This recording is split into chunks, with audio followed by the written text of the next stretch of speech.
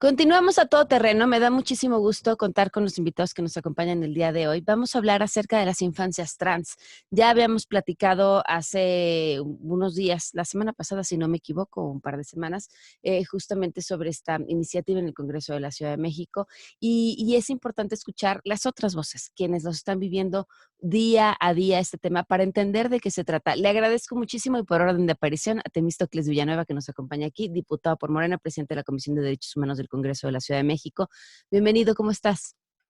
Muy bien, Pamela, muchas gracias. Aquí Gracias, contento de poder platicar con ustedes. gracias por acompañarnos. Tania Morales, fundadora de la ACE Infancias Transgénero. Bienvenida, Tania, gracias por acompañarnos. Gracias por la invitación, Pamela.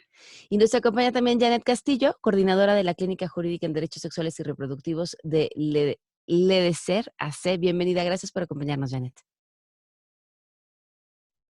Tu micrófono está cerrado, Janet. Perdón. Muchas gracias por la invitación. Tania, quisiera arrancar contigo, porque has tú vivido de cerca este tema. ¿Podrías compartirnos tu historia?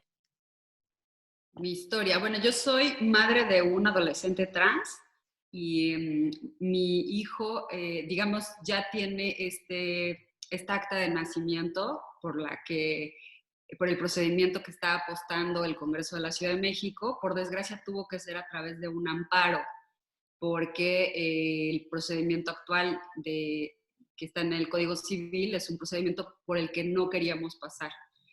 Porque pues, lo que pide este procedimiento es que presentes dictámenes psiquiátricos, que presentes pruebas, una prueba de vida, testigos, es muy costoso, etc. Y bueno, la asociación civil ya estaba echada a andar, yo fundé esta asociación civil en consecuencia de la vivencia que tuve con mi hijo y en acompañarle en el día a día y ver toda la cantidad de complicaciones que tienen las infancias y las adolescencias trans en el existir como cualquier otra niña o niño. Y entonces decidimos ir por este amparo. Primero pasamos por LEDECER, acá Janet nos va a platicar esa historia, y después presentamos este amparo. Mi hijo ya tiene 1 año con su acta de nacimiento, y por supuesto que cuando pensamos en tramitar el acta de nacimiento, no fue al mes en el que mi hijo empezó a vivir en su género como hombre trans. O sea, tuvieron que pasar una cantidad de cosas, desde entender como familia qué es lo que estaba eh, él viviendo, él tener las herramientas para explicarnos, hacer todo un conjunto de planes para cómo enfrentas esta vivencia frente a tu familia, frente a tus amigos, frente al colegio, a la comunidad escolar. Hay una cantidad de cosas por las que hay que pasar cuando ya decides que quieres tener un acta de nacimiento para que respalde este nombre y esta identidad con la que tu hijo viene viviendo. Entonces, digamos que no es un camino sencillo, no es algo que se toma de un día para otro. Como familia, pues te enfrenta a cuestionar todo lo que sabes, que acabas agradeciéndolo, ¿no? Específicamente a mí me sucede eso, yo agradezco mucho el haber podido vivir y acompañar a mi hijo en esto, en aprender tanto y en aprender también de otras familias. En la asociación acompañamos familias que pasamos por lo mismo, y lo curioso es ver que en realidad tu hijo sigue siendo la misma persona. Lo que cambia más bien es el concepto de la familia que tenía sobre el género y sobre un género. Eso es muy impresionante.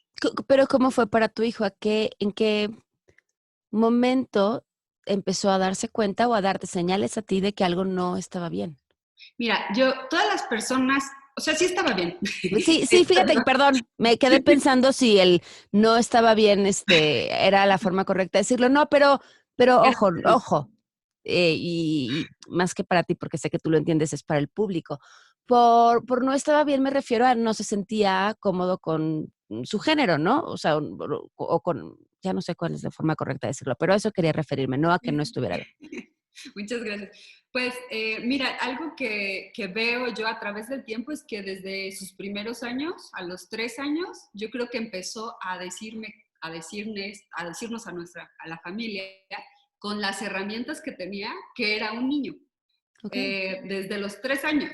Él decía, yo soy Peter Pan, o yo soy Dash, o yo soy Nemo. O sea, siempre se adjudicaba ese papel masculino. Esa es una forma de decirlo. Eso quiere decir, o sea, si tu hijo te dice, soy Peter Pan, es un hombre trans, si tu hija te dice eso no es así. O sea, es una cantidad de cosas que vienen sucediendo.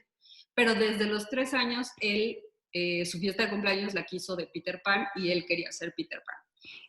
A los 7 años te puedo decir que él un día seriamente llegó y me dijo, mami, yo quisiera ser un niño. Y yo la verdad es que desconocía absolutamente el tema de la identidad de género. Yo no sabía que todas las personas tenemos identidad de género, que en algunas personas coincide con el sexo que nos asignan al nacer y con algunas no. Yo asumía que todas las personas éramos hombres o mujeres dependiendo del cuerpo. Entonces, cuando mi hijo me dijo esto, yo la verdad es que yo soy feminista y entonces yo lo que asumí era como que me estaba diciendo que era más fácil ser un hombre que una mujer. Y dije, sí, claro, pues es que a veces la tienen más fácil, pero acá las mujeres vamos a hacer. Pero yo no entendía porque yo tampoco le había dado nunca las herramientas para que él pudiera decir, yo soy un hombre. Él lo que me explica es que desde el kinder él entraba al baño de niños y en la escuela lo sacaban y le decían, no, tú vas al de niñas. Y más bien lo que sucede es que les confundimos. Ellos saben desde los primeros años de vida cuál es su género y su identidad de género, pero existimos una sociedad que desconocemos y que asumimos que todo el mundo es una persona cisgénero, como tú, como yo, como las personas que estamos aquí, y entonces les confundimos. Y entonces, hasta que cumplió 13 años, un día estábamos platicando sobre orientaciones sexuales. Yo soy una persona, o más bien no solo yo, somos una familia muy respetuosa, muy, por supuesto, respetuosa de las diferencias, diversidades y demás, y muy abierta y muy respetuosa del crecimiento de mi hijo desde los primeros años. O sea, él nunca tuvo imposición de roles de género, nunca le dijimos esto no lo puedes hacer por ser mujer, ¿no? O te tienes que vestir de rosa, o sea, no tenemos ese tipo de cosas. Y a los 13 años aproximadamente, él habló conmigo acerca de orientaciones sexuales diversas y fuimos juntos a una librería y yo le compré un libro que se llama Este libro es gay. Y en este libro venían pues todas las letras del acrónimo explicadas. Claro, mi capacidad de conocimiento únicamente llegaba a las orientaciones sexuales y no a la identidad de género. O sea, la T, lo trans, yo no lo conocía.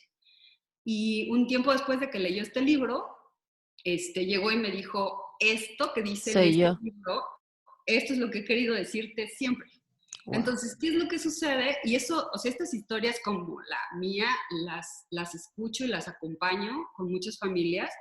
El tema es que las niñas y los niños no crecen en un entorno en el que les dices, es posible que las mujeres tengan vulva, tengan pene, y es posible que los hombres tengan vulva y tengan pene. Si tuvieran estas opciones de saber que esta es la diversidad, pues desde muy temprana edad también podrían decírtelo, ¿no? El tema es que pues no, ni ellos tienen las herramientas de lenguaje, ni las familias, la verdad es que no todas conocemos también acerca de esto, ¿no? Claro. Janet, ¿cuál es la historia con la clínica que tú representas? Hola, sí, claro, pues tenemos un proyecto bien bonito que nació justo, en ese entonces yo no estaba Ale, y a ella le llegó, ¿no? A través de una asociación de Aguascalientes, me parece, que conocíamos el caso de Sofía, ¿no? Es una niña trans, en ese entonces tenía 5 años, y que su mamá buscaba, ¿no? El reconocimiento de su identidad de género. En ese entonces, pues evidentemente había esta cuestión de la ley que no permite para niñas, niños o adolescentes más que para personas mayores a 18 años. Entonces, lo que se dio a la tarea al EDESER es en pensar un mecanismo para desjudicializar el acceso a derechos humanos, ¿no? Porque nuestra idea es que muchas veces los juicios pues son costosos y no son accesibles, ¿no? Evidentemente un juicio de amparo requiere, ¿no?, de cierta acompañamiento legal que muchas madres o muchos padres no pueden tener o no pueden costear, ¿no? Entonces, lo que nosotros optamos es por acudir y hacer incidencia en el registro civil para explicarle, ¿no?, acompañadas de COPRED, ¿no?, de COPRED, que hizo una opinión consultiva en donde analiza, ¿no?, todos los conceptos jurídicos relacionados con la identidad de género y con las infancias y adolescencias trans. Y acompañados de COPRED, pues acudimos al registro civil para explicarle que era posible, ¿no?, que hiciera algo que nosotros le llamábamos como control de la convencionalidad, es decir, hacer una interpretación, ¿no?, que las autoridades administrativas pueden hacer esa interpretación para poder generar que las niñas, bueno, las personas tengan acceso a sus derechos humanos, ¿no? Porque si bien, pues, los registros civiles, pues, tienen un reglamento en donde también está esta limitación de que o el requisito de que las personas tienen que ser mayores de edad para hacer este trámite administrativo. Entonces, ¿qué hicimos o qué logramos en ese caso? Bueno, que el registro civil, a través de una circular, hiciera ese ejercicio de interpretación, ¿no?, acompañado de esta opinión consultiva de COPRED, de nosotras, que traíamos, teníamos acompañamiento del caso de Sofía, para lograr que se pudiera hacer este reconocimiento, ¿no? Entonces, Sofía fue la primera niña que a través de un trámite administrativo, sin necesidad de juicio, pudo acceder a su acta de nacimiento, ¿no? A través de este control o esta interpretación que pudo hacer en ese entonces el director del registro civil a través de un documento jurídico, ¿no? Y en ese documento jurídico hacía ese análisis, ¿no? O sea, decía, es evidente que hay un conjunto de normas que reconocen a las niñas, niños y adolescentes como sujetos de derechos y la necesidad de que si yo no hago esta interpretación, pues caería en un acto discriminatorio, ¿no? Ese análisis es súper importante, sin embargo, el problema fue que después del caso de Sofía, que también fue un caso complicado, porque a la hora de la entrega del acta de nacimiento, porque por lo que me cuenta Ale, pues se hizo como un evento, sin embargo, el mismo día le dijeron que no le iban a dar, ¿no? Que no iban, al final de cuentas no se iba a poder, sin embargo hubo una presión, ¿no?, de activistas, ¿no?, de familias, que lograron que esto sí se pudiera hacer, ¿no? Entonces también no es que fuera tan fácil, ¿no? Fue un ejercicio que se hizo para lograr, ¿no?, que las autoridades se dieran cuenta que pueden y tienen herramientas jurídicas de derechos humanos para generar acceso, ¿no?, a más personas. El problema fue que después de esto, ¿no?, nosotros creímos que podíamos replicarlo en más familias. Sin embargo, con el cambio de administración, pues vinieron cambio de personal en el registro civil, esto no fue posible, ¿no? Estuvimos como un año casi con mesas de trabajo, hablando directamente con autoridades, con acompañamiento no solo de COPRED, sino ahora de la Comisión de Derechos Humanos, de especialistas en temas de identidad de género, y esto, al final de cuentas, no fue posible. Entonces, ¿qué pasó ahí? Pues nosotros tuvimos que optar por acudir, como lo hizo Tania, pues a un juicio de amparo, en el cual el problema aquí también fue que el nivel de violencia implicó que ni siquiera hubiera una respuesta a nuestras solicitudes. Presentamos 23 solicitudes de 23 familias que estábamos acompañando en ese entonces, que al final de cuentas nunca obtuvimos esa respuesta, ¿no? O sea, no hubo una respuesta del registro civil de decirnos sí o no. Entonces, para acudir al juicio de amparo tuvimos que acudir por una omisión, ¿no? Entonces, esto también implicó una estrategia jurídica que teníamos que analizar, puesto que el derecho es muy estricto y aunque el juicio de amparo pues pareciera que es algo más accesible para cuestiones de violaciones a derechos humanos, también requiere pensar en una estrategia, ¿no? Entonces, evidentemente, ¿qué pasó? Pues que teníamos que ir primero a decirle al juez, oye, es que el registro civil ni siquiera me ha dado una respuesta de mi solicitud, y de muchas, las primeras solicitudes se hicieron en octubre del 2018. Y para octubre del 2019 que nosotros presentamos el juicio de amparo, no había una respuesta. O sea, realmente pasó mucho tiempo para algunas familias para que nosotros pudiéramos iniciar el amparo, porque no había una respuesta, porque todo era meses de trabajo, porque todo era un acercamiento que parecía que iba a funcionar, pero que al final de cuentas no había respuesta.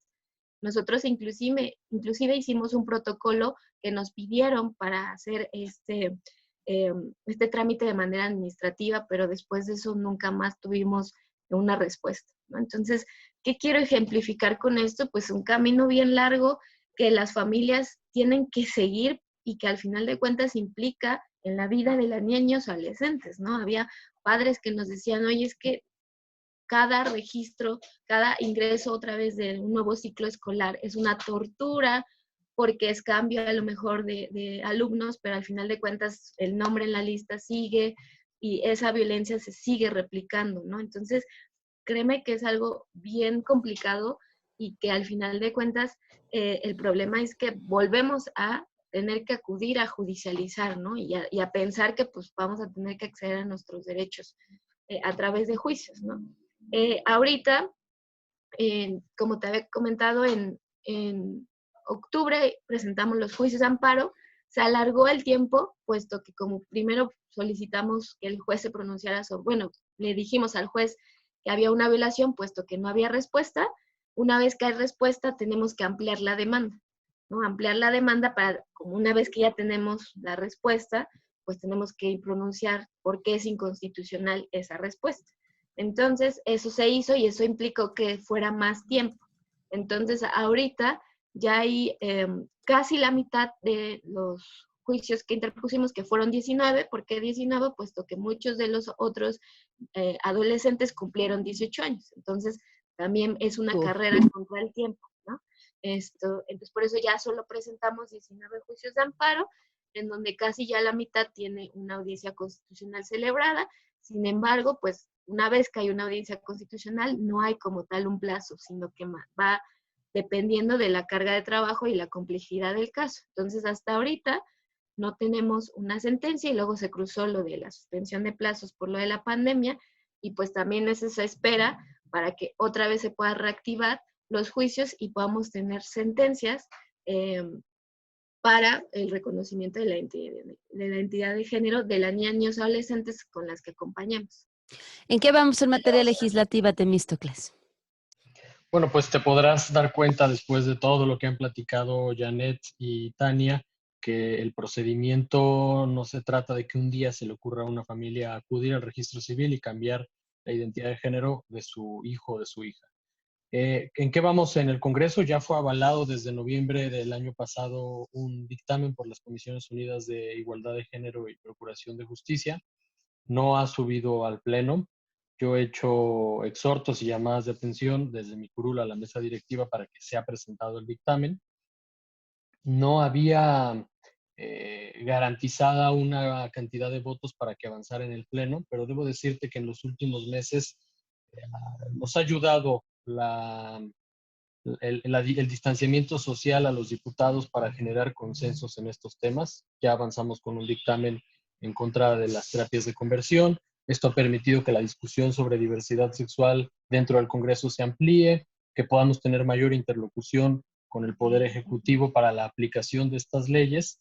Y yo creo que estamos frente a la posibilidad real de que en la próxima sesión extraordinaria, que aún no tiene fecha, pero es posible que sea a finales de este mes, se incluya el tema de reconocimiento de identidad de género a personas menores de 18 años.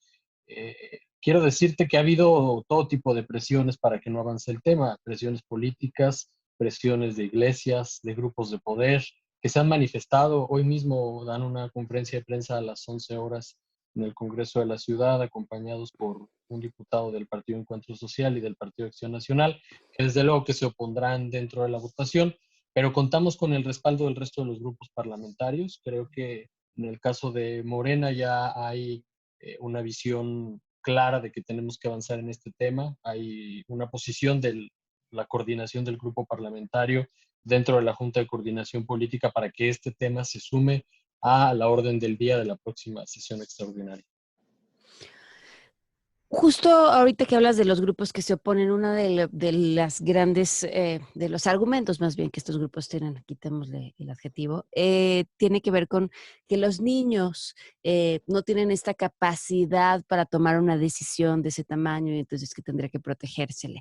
¿Qué decir en contra de un argumento como esto? Y me encantaría escucharlos a los tres. Bueno, yo primero diría que no es una decisión, ¿no? Nadie decide su identidad de género o su orientación sexual. Es una condición humana. Tú no decides tu color de piel o tu altura. Es una condición humana equiparable a cualquiera de estas dos. Entonces, es muy lejano este argumento a la realidad. Yo todo el tiempo uso la comparación de que si una persona eligiera, pues elegiría pertenecer al grupo menos discriminado, ¿no? Elegiría ser hombre, heterosexual, blanco, ¿quién elige pertenecer a un grupo discriminado? Pues creo que nadie. Tania. Bueno, sí me parece muy importante entender que históricamente como sociedad, hemos pensado que la infancia es un periodo transitorio en lo que te vuelves alguien, ¿no? Eh, y bueno, esa visión es completamente errónea. La infancia es una etapa en sí que hay que vivir, y que es muy importante lo que sucede en esa etapa. Entonces, recibir discriminación y violencia en esa etapa marca a una persona de por vida. Entonces, digamos que no es que tapando la identidad de género de niñas y niños vas a lograr que nada suceda hasta que tengan 18 años y entonces puedan ya vivirse. Pues no, o sea, lo que sucede cuando prohíbes, cuando tapas quién eres en esencia, pues lo único que haces es sumarle discriminación, sumarle violencia a una vida, que además me parece de una manera claramente injusta, porque no es que a las personas que no son trans, a las niñas, niños y adolescentes que no son trans, también se les vaya a decir que no pueden vivir su género hasta los 18, ¿no?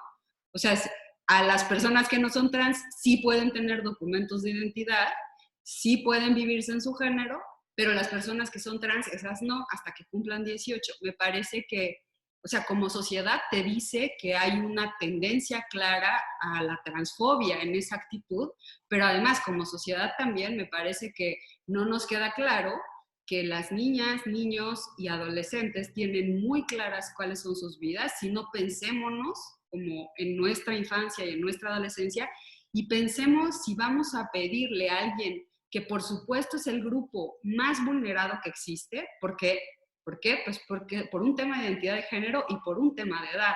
Y si le sumas otra cosa que me parece importante resaltar, que es el 85% de las veces la única persona que acompaña a estas niñas y adolescentes, niñas, niños y adolescentes es la madre. En general, el padre no está. Entonces, si sumamos todo ese tipo de cosas para decirle además que tienes que esperar hasta los 18 años para vivir, para ser y para existir, me parece que como sociedad estamos dejando mucho que desear. Janet.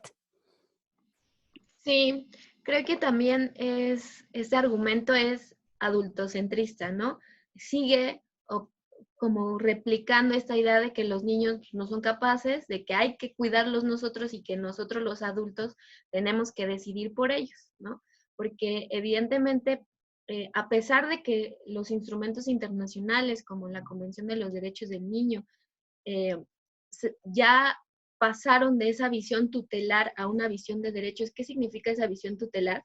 Pues esa visión en donde veían a los niños, niños y adolescentes como objeto de derecho, ¿no? Es decir, lo que tiene que hacer el Estado es cuidarlos y decidir por ellos, y también como parte de propiedad de la familia, por así decirlo. Y si escuchamos los argumentos de los antiderechos, de las personas que están en contra de la ley de infancias trans y en general de muchos otros temas LGBT, pues parten de la idea de que los hijos son propiedad de la familia y que ellos pueden decidir cómo hacerlo.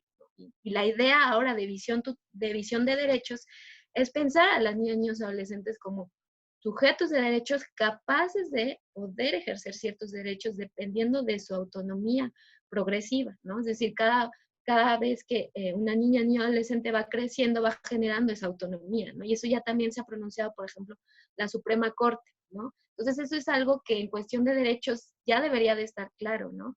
Es decir, tú como padre o madre tienes derechos sobre tus hijos, claro que sí, pero esos derechos tienen que ver con los, o sea, no pueden violentar los mismos derechos de las niñas, niños y adolescentes, ¿no? En este caso, como lo dice Tania, pues evidentemente todos tenemos una identidad de género y pensar que esta identidad puede ser negada para las niñas, niños y adolescentes que no están conformes con con el sexo al que le asignaron a nacer, pues evidentemente es una carga discriminatoria, ¿no? Que parte de la idea de la invisibilidad que existe, ¿no? Respecto a nuestras formas de identificarnos, ¿no? Y que eso parte desde a muy temprana edad, ¿no? Y también creo que es necesario escuchar sus voces y escucharles, porque evidentemente, por ejemplo, en el acompañamiento que nosotras estamos dando a estas familias, en todas las narrativas son ellas, o sea, son las niñas, niños o adolescentes quienes se autodeterminan, ¿no? Quienes dicen, oye, yo soy, o yo, o dan esas, pues, no señales, sino como ese nombramiento que tienen hacia ellos, ¿no? Entonces, es un proceso, claro, o sea, no es como de un día a otro y solamente equivale a una cuestión, como lo decía Tania, ¿no? O sea, porque me gustan los carritos o porque me gustan las muñecas, pues ya por eso pienso que soy una persona trans, sino que implica un proceso que lo bonito que yo he aprendido, por ejemplo, de Tania y del acompañamiento, es como voltear a ver a las niñas y niños y escucharles, ¿no? O sea, porque eso es lo que hacen las familias trans, y eso es lo que creo que es más o sea, lo que todo el mundo debería de ver, ¿no? Como algo muy, muy padre, porque es otra forma de aprender a querer, ¿no? Y a acompañar a tus hijas e hijos, ¿no? Entonces creo que eso es lo valioso que tenemos acá, ¿no? De aprender de las familias y de conocerles y saber que al final de cuentas es esa escucha que hacen y simplemente los acompañan en este proceso, ¿no? Tania, querías decir algo. Sí, me parece muy importante señalar o resaltar que esto no es algo nuevo. O sea, ni las personas trans acaban de aparecer en el mapa, ni las infancias trans están creándose en este momento, ni es tampoco que no haya un procedimiento en donde ya se les reconoce la identidad de género. Eso ya existe, solo que esta reforma lo que quiere es que en lugar de que sea un juicio al que solo algunas personas pueden acudir, las que pueden pagar, las que tienen a madre y padre juntos, a las personas que pueden esperar años, ¿no? Para una respuesta, en lugar de pasar por este proceso horroroso, o que puedan pagar dictámenes psiquiátricos, ¿no? En lugar de pasar por este proceso horroroso, pues entonces se pueda ir hacia un trámite. Entonces, algo que me parece que ha sido un pánico que algunas personas han tratado de difundir, es como si esto fuera algo nuevo y que por primera vez se van a reconocer la identidad de género a niñas y niños. No es cierto. Nuestra Constitución de la Ciudad de México es una constitución progresista que tiene muy claramente el derecho a la identidad de género y el derecho a la no discriminación por edad. El procedimiento administrativo para personas adultas tiene, ya que no me salen las cuentas, pero según yo son 4 años, por ahí. 6 años. 6 años. Pero antes de eso, las personas adultas o mayores de 18 años tenían que pasar por un juicio también y tuvieron la pelea para que, pues entonces, o sea, no fuera el tema del juicio como un privilegio para solo algunas personas que pueden pasar por ese proceso. El tema es que los derechos no pueden ser privilegios solo para algunas personas, tienen que ser derechos para todas las personas. Hay una duda que tengo y que supongo que el público también. Está el tema, estamos hablando de las personas transgénero como bueno, en este caso de menores, como un tema de identidad.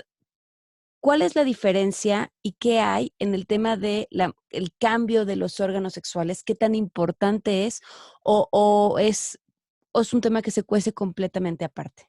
Yo diría que es un tema que se cuece totalmente aparte porque en el Congreso se está discutiendo el reconocimiento civil, es decir, en tu acta de nacimiento aparezca que eres hombre o que eres mujer, única y exclusivamente. Yo continuamente hago la reflexión, los diputados estamos para reconocer derechos, no para regular procedimientos médicos. Los procedimientos médicos son regulados a través de las normas, las famosas NOM, y en esa regulación pues participan expertos en la salud. No estamos hablando ni de hormonas, ni de procesos quirúrgicos, que por supuesto que cada persona a la edad que se le permita, pues podrá realizarlo, pero no estamos hablando de eso en la discusión del reconocimiento de identidad de género para niñas, niños y adolescentes.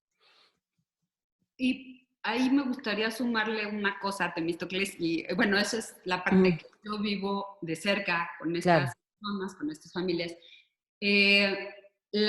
Además de que esta reforma no tiene absolutamente nada que ver con hormonas y con operaciones, algo que sí sería bien claro dejarle, igual es otro pánico que sea, otro mito que se ha generado, nadie nunca opera a una niña o a un niño, nunca. Las hormonas tampoco se dan a niñas y niños, no existen farmacéuticas detrás de esto, ¿no?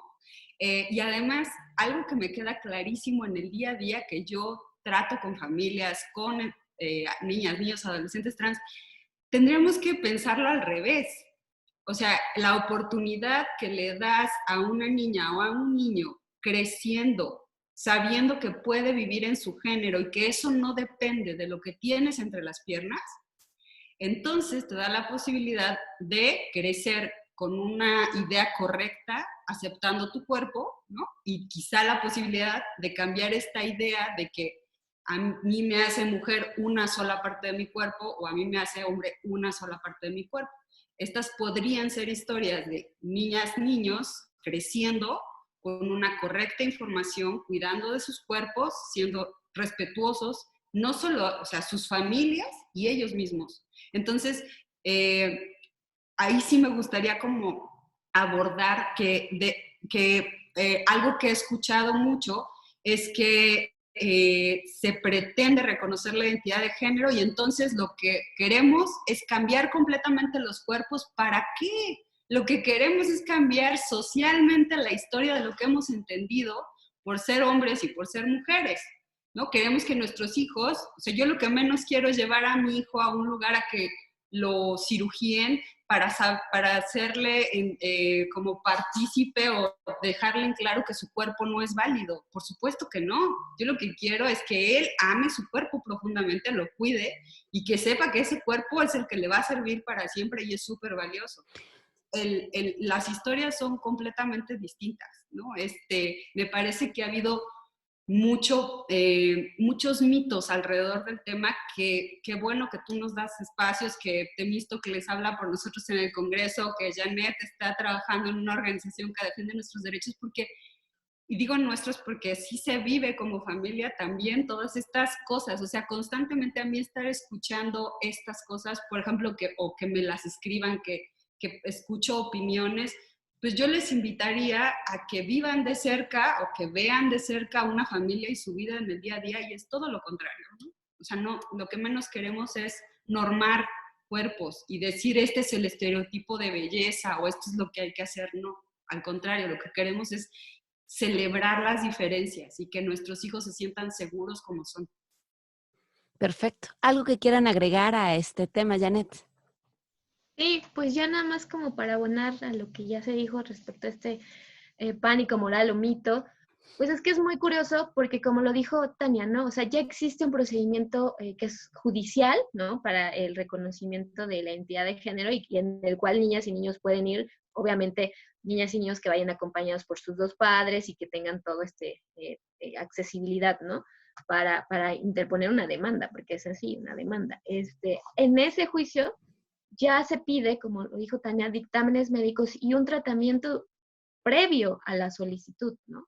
Entonces, es muy curioso que las personas que hablan sobre este pánico moral, pues nunca se pronuncien respecto de ese juicio en donde ya hay una patologización, ¿no? O sea, ya hay una cuestión forzosa que obliga a las solicitantes, en este caso si son niñas y niños y adolescentes, a tener que someterse a un tratamiento médico, ¿no? Entonces, creo que esto explica muy bien qué pasa con este argumento que se ha generado, ¿no? Que la idea es justo bloquear que las niñas, niños y adolescentes puedan ser reconocidos en esta visión que les permite con más libertad poder decidir un montón de cosas y lo que abona es simplemente a que la gente pueda reconocerles, ¿no? O sea, que puedan nombrarles como ellos se autodeterminan, ¿no? Que es bien complicado. Nada más quisiera como no me quisiera ir sin contarles esta anécdota que yo tuve cuando acompañé a uno de nuestros adolescentes a un juzgado de distrito para la cuestión del amparo, en donde pues yo primero tuve ese acercamiento con uno de los secretarios porque le iba a tomar una comparecencia, porque él ya había cumplido 18 años, pero el juicio iba a seguir. Ujú. Entonces yo me acerqué y le dije, oye, o sea, sus datos, su identificación que trae, tiene otro nombre, pero yo te pido que lo nombres, ¿no? Con el nombre y el género con el que se identifica. Y fue algo así como, o sea, como algo bien complicado para ellos porque dijo, no, o sea, como al principio piensan en la legalidad, ¿no? Yo le dije, no, o sea, yo solamente te estoy pidiendo que lo nombres. En el documento le puedes poner el Como nombre quieras. en el nombre en el que viene su identificación, porque pues, la comparecencia tiene que concordar con la copia de la identificación. Pero, o sea, el secretario se quedó como pensando y yo hice como esa labor de visibilidad, o sea, solamente tienes que nombrarlo, o sea, no estoy pidiendo que pongas un escrito en el expediente en donde digas, ya le reconocí su nombre, yo juez, o bueno, yo secretario, sino que solo lo nombres cuando llegue, nómbralo. O sea, esto con la idea de no revictimizar, ¿no? Porque Claro. también este chico estaba como nervioso de que lo nombraran, ¿no? Y entonces yo dije, pues no tendría nada de malo, puesto que solo es nombrarlo. O sea, no le estoy pidiendo que le reconozca ningún documento, ni que quede constancia, ni nada. Y esto es bien complicado, entonces imagínate, o sea, esa es la idea de esta reforma, ¿no? O sea, que las personas puedan tener este documento que es bien necesario, que todas tenemos y que en todo momento nos los piden, porque son documentos de identidad, y que sirve para que nos nombren, y que eso nos cambie la vida, y cambie la vida de las niñas y adolescentes, y justo como el impacto que te dice Tania, ¿no? O sea, para que veamos que nuestros cuerpos no son, o sea, nuestro cuerpo sexuado no es el problema, ¿no? Entonces, y podemos... Eh, eh, al final de cuentas, quien acompaña a personas trans y a niños o adolescentes sabe que hay una diversidad de formas de ser trans y no todas las personas trans tienen que acudir, bueno, quieren, ¿no? Una operación o quieren un medicamento, ¿no? Entonces, también ese es un prejuicio y un estereotipo que impacta, ¿no? Porque pues las personas trans son bien diversas y cada una se vive de una forma distinta. Temístocles. Mira, yo creo que pocas veces los legisladores tenemos la oportunidad de impactar de forma tan positiva en un sector de la población. Esta ciudad ha avanzado muchísimo en reconocimiento de derechos humanos, de reconocimiento de derechos a la diversidad sexual, y no podemos quedarnos atrás en este tema. Yo le hago un llamado a mis compañeras y compañeros diputados para que pongamos de nuestra voluntad para que este tema ya sea discutido y aprobado lo más pronto posible. Mientras más tiempo pasa, hay mayor sufrimiento en personas. Mientras más tiempo pasa, seguimos siendo el segundo país con mayor cantidad de crímenes de odio por LGBTI fobias. Legislar este tema es combatir la violencia en contra de este sector tan vulnerable de la población. No podemos esperar más. Tiene que ocurrir lo más pronto posible. Claro. Tania. Pues igual yo animar, por supuesto, yo sé el compromiso que tienen algunas de las diputadas y diputados como Temístocles, eso ha sido muy claro, desde siempre hemos sentido apoyo, pero necesitamos resultados también, ¿no? Esto es muy, muy importante. Y creo que también la Ciudad de México se ha caracterizado por ser la ciudad que va adelante en el reconocimiento de derechos, sobre todo de minorías, ¿no? Es una ciudad en donde te sientes cómoda y te sientes que es posible, pero hay ciertos temas en los que no se han avanzado y el hecho de poder votar ya este dictamen y que además sea aprobado con estas dos características, que no implique que se limite la edad de una persona para poder tener el derecho a la identidad, y la otra es que pues no se pida como requerimiento básico el acompañamiento de madre y padre forzosamente, sino al menos una persona. Eso es también muy importante porque entonces esta legislación realmente va a ayudar a la población. Y si eso sucede, la Ciudad de México se colocaría a la vanguardia en Latinoamérica, incluso me atrevo a decir en países europeos que ya han avanzado, pero que aún patologizan de alguna manera esta vivencia. Entonces, incluso la ciudad puede volverse un parteaguas en eso. Y bueno, eso está muy bueno para pensar como Ciudad de México, pero sí me parece muy importante que volteemos a la mirada hacia la población, lejos del concepto, quiénes son las personitas que requieren de un acta de nacimiento y que les preocupa cuando lo que tendrían que estar preocupándose es por jugar, por aprender un deporte, por aprender a pintar, no por si alguien les va a hablar por su nombre o no, y si un juez, un legislador, alguien opina sobre su vivencia. Me parece que ellos no tendrían que estar pensando en eso, ¿no? La sociedad tenemos que protegerles. Pues les agradezco muchísimo a los tres que nos hayan acompañado. Me parece que el tema es vital y estaremos, Temístocles, al pendiente de lo que suceda en el extraordinario. Claro que sí, Pamela. Con gusto y gracias a ti por la invitación. Muchísimas gracias. Gracias.